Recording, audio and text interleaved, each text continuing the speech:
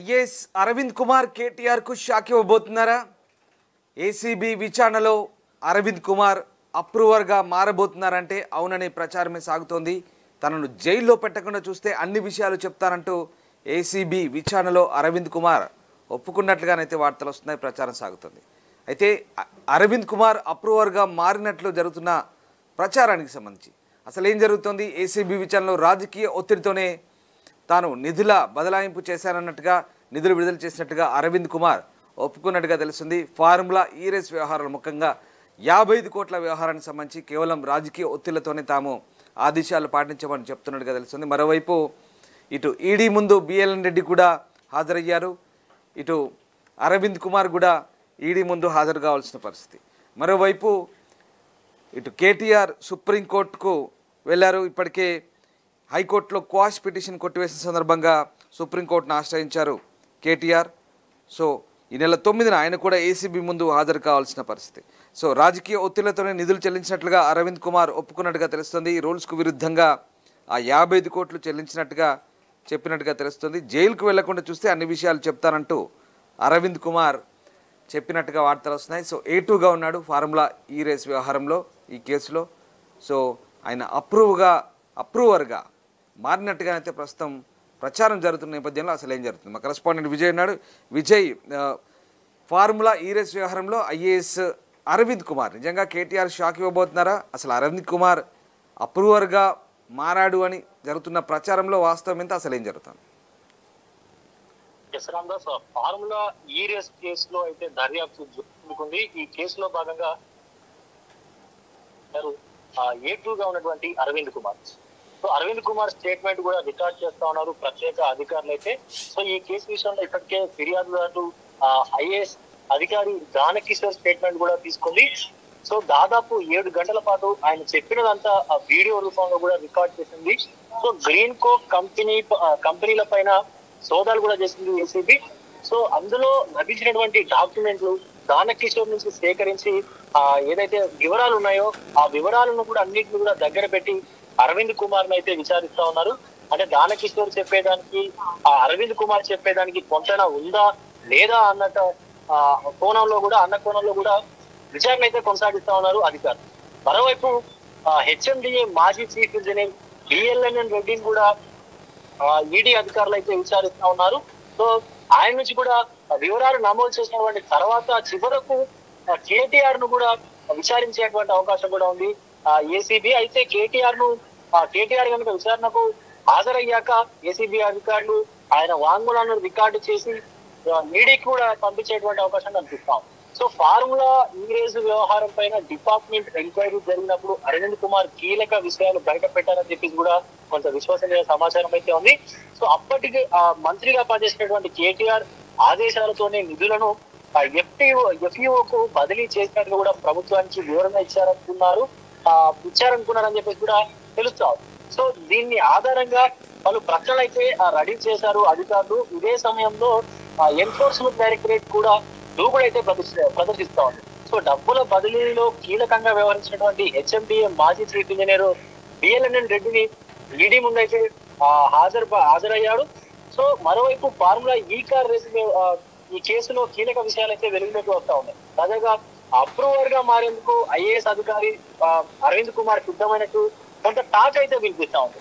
So నేను approver గా మారుతాను, అన్ని విషయాలు చెప్తాను, నేను జైలుకు చూడాలి అని కొంత రాజకీయ ఒత్తిడితోనే రూల్స్ కు విరుద్ధంగా ఆ 55 కోట్ల రూపాయలు ఏవైతేనో అవి కూడా చెల్లించాలని చెప్పేసి కూడా సర్కార్కు రిక్వెస్టులు పంపుతున్నట్టు ప్రచారం అయితే జరుగుతా ఉంది. సో ఈ కేసులో బయటకు రాని విషయాలను సైతం వెల్లడించేందుకు తాను రెడీగా ఉన్నట్లు అని చెప్పి కూడా మధ్యవర్తుల ద్వారా వర్తమానం పంపినట్లు కొంత సమాచారం అయితే ఉంది. స్పెషల్ సీఎస్ హోదాలో ఉన్నటువంటి ఆయన బిజినెస్ రూల్స్ ను పట్టించుకోకుండా ఆర్థిక శాఖ అనుమతి అలాగే క్యాబినెట్ ఆమోదం లేకుండానే ఫార్ములా ఈ-రేస్ నిర్వాహకులకు సుమారుగా 55 కోట్ల రూపాయలు చెల్లించారనేటువంటి అభియోగాలు ఉన్నాయి. దీంతో ఏసీబీ ఏదో ఒక రోజు ఆయనను అరెస్ట్ చేస్తుందని చెప్పేసి బ్యూరోక్రాట్ వర్గాల్లో చర్చ అయితే నడుస్తున్నది. ఈ విషయాన్ని గమనించేటువంటి అరవింద్ అరెస్ట్ నుంచి తప్పించుకునేందుకు తీవ్రంగా ప్రయత్నిస్తున్నట్టయితే టాక్ వినిపిస్తా ఉంది. సో ప్రభుత్వంలో కీలక మంత్రులను కలిసి అప్పటి ప్రభుత్వంలోని రాజకీయ నేతల ఒత్తిడి వల్లే నేను ఆ 55 కోట్ల రూపాయలైతే ఆ కంపెనీకి విడుదల చేశానని, కేసు నుంచి తనను రక్షించాలని చెప్పేసి కూడా ప్రాధేయపడుతున్నట్టుగా కూడా కొంత సమాచారం అయితే. సో మరోవైపు ఢిల్లీలోని కాంగ్రెస్ నేతల ద్వారా సైతం లాబింగ్ చేస్తున్నారని చెప్పి, అవసరమైతే అప్రూవర్ గా మారేందుకు కూడా రెడీగా ఉన్నానని సంకేతాలు పంపుతున్నట్టుగా కూడా కొంత అనుమానం అయితే వ్యక్తం అవుతుందని తెలుస్తా ఉంది మనకి. అసలు నాటి ప్రభుత్వంలోని మున్సిపల్ శాఖలో జరిగినటువంటి టెండర్లు, వాటి వెనుకున్నటువంటి సంస్థలు, అలాగే వ్యక్తుల వివరాలను సైతం ప్రభుత్వానికి అధికారులకు వివరించేందుకు తాను సిద్ధంగా ఉన్నట్టు ప్రభుత్వానికి మధ్యవర్తుల ద్వారా అరవింద్ కుమార్ అయితే సంకేతాలు పంపుతున్నట్టుగా కొత్త అధికార వర్గాలు అయితే కాకుండా. సో ఔటర్ రింగ్ రోడ్డు టెండర్ల పైన కూడా సిట్ ఏర్పాటు చేసినటువంటి సీఎం రేవంత్ అంటే ఏర్పాటు చేస్తున్నట్టుగా ప్రకటించడంతో సీఎం రేవంత్ ఆ టెండర్ల వెనుక జరిగినటువంటి విషయాలను కూడా ప్రభుత్వానికి వివరిస్తానంటూ అరవింద్ ముందుకు వచ్చినట్టు తెలుస్తాం. సో బీఆర్ఎస్ హయాంలో మున్సిపల్ శాఖ సెక్రటరీ, హెచ్ఎండిఏ కమిషనర్ హోదాలో పనిచేసినటువంటి అరవింద్ కుమార్ నాడు పిసిసి అధ్యక్షుడిగా ఉన్నటువంటి రేవంత్ రెడ్డిని పలు రకాలుగా ఇబ్బంది పెట్టినట్టుగా కూడా కాంగ్రెస్ లీడర్లు అయితే ఇప్పటికే గుర్తు చేస్తూ ఉంటారు. So outer ring road toll టెండర్లలో పెద్ద ఎత్తున అక్రమాలు జరిగాయని, అలాగే బీఆర్ఎస్ పార్టీకి భారీ ఎత్తున ఆర్థిక ప్రయోజనం కలిగిందని చెప్పి కూడా రేవంత్ రెడ్డి అయితే పలుమార్లు ఆరోపణలు కూడా చేశారు. సో ఈ విషయాన్ని సీరియస్ గా తీసుకున్నటువంటి అరవింద్ కుమార్ హెచ్ఎండిఏ తరఫున రేవంత్ రెడ్డిపై హైకోర్టులో పరువు నష్టం దావా వేశారు. సో టోల్ టెండర్లలో పాల్గొన్నటువంటి కంపెనీలు, అలాగే కోర్టు చేసినటువంటి రేట్లను బహిరంగ పరచాలని చెప్పేసి కూడా డిమాండ్ చేస్తూ విజ్ఞాన పత్రాన్ని అరవింద్ కుమార్ కు ఇచ్చేందుకు రేవంత్ రెడ్డి సెక్రటేరియట్ వెళ్ళగా ఆయన అపాయింట్మెంట్ కూడా ఇవ్వలేదని, పైగా ఆయన్ను పోలీసులు చేశారు. సో మరోవైపు ఈ నెల 9న వ్యక్తిగతంగా విచారణకు హాజరు కావాలంటూ కూడా కేటీఆర్ కు నోటీసులు కూడా ఇచ్చింది ఏసీబీ. సో ఈ నేపథ్యంలో హైకోర్టులో లంచ్ మోషన్ పిటిషన్ కూడా దాఖలు చేశారు కేటీఆర్. సో మధ్యాహ్నం లంచ్ తర్వాత ఆ పిటిషన్ పైన విచారణ అయితే జరపనుంది ధర్మాసనం. రేపు ఏసీబీ విచారణకు తనతో పాటు తన న్యాయవాదిని కూడా అనుమతించాలంటూ ప్రధానంగా ప్రస్తావించారు కేటీఆర్. సో న్యాయవాది సమక్షంలోనే విచారణ జరపడానికి నిరాకరించింది ఏసీబీ. సో ఇదిలా ఉండగా క్వాష్ పిటిషన్ హైకోర్టు కొట్టివేయడంతో సుప్రీంకోర్టును కూడా ఆశ్రయించారు కేటీఆర్. సో ఏసీబీ తనపై నమోదు చేసినటువంటి కేసును ఏదైతే సో కేటీఆర్ పిటిషన్ కు ముందుగానే సుప్రీంకోర్టులో కేవీఏ పిటిషన్ అయితే దాఖలు చేసినటువంటి తెలంగాణ సర్కార్ తమ వాదనలు వినకుండా కేటీఆర్ పిటిషన్ పైన ఎటువంటి నిర్ణయం తీసుకోవద్దంటూ ఇప్పటికే చెప్పిన విషయం అంటే మనకు తెలిసిందే రామ్దాస్. Right, thanks Vijay.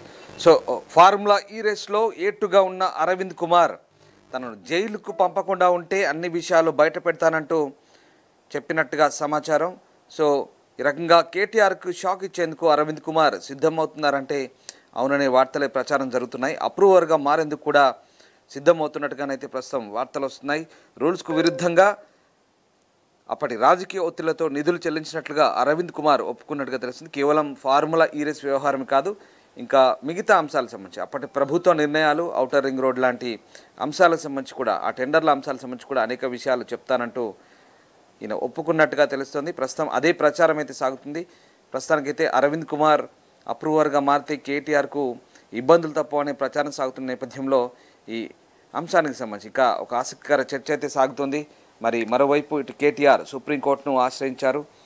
హైకోర్టులో క్వాష్ పిటిషన్ కొట్టేయడంతో సుప్రీంకోర్టును ఆశ్రయించారు. ఇటు వరుసగా ఈడీ ముందైతే అందరూ హాజరవుతున్న పరిస్థితి. నిందితులు ముఖ్యంగా బిఎల్ఎన్ రెడ్డి, అలాగే త్వరలో అరవింద్ కుమార్ కూడా హాజరు కాబోతున్నారు. మరోవైపు కేటీఆర్ సమయం కోరారు. ఫార్ములా ఈ రేస్ వ్యవహారంలో ఇప్పటికీ మనీ లాండరింగ్, అలాగే పిఎంఎల్ఏ యాక్ట్ కింద వీరిని విచారించబోతున్న క్రమంలో ప్రస్తుతం కేటీఆర్ సుప్రీంకోర్టును కూడా ఆశ్రయించారు. బట్ అరవింద్ కుమార్ వ్యవహారం అయితే ప్రస్తుతం ఆసక్తికర చర్చకు దారితీస్తుంది. ఆయన అప్రూవర్గా మారబోతున్నారంటూ ప్రచారం అయితే సాగుతోంది.